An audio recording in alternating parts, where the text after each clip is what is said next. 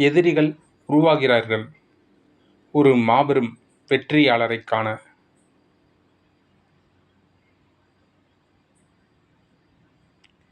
வெற்றியின் பாதையில் மெல்ல நடக்கிறான். வெறுப்பின் நிழலிலும் மலர்ந்து உயர்கிறான்.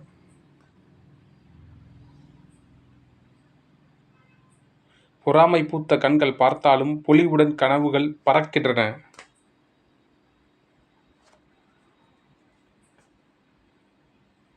தோல்விகள் வந்தாலும் தளராமல் வாழ்கிறான். வானில் விண்மீனாய் மென்மேலும் ஜொலிக்கிறான். வணக்கம் அன்பு நேயர்களே, நம்ம ஒரு சிறு கவிதையை பார்க்குறோம்.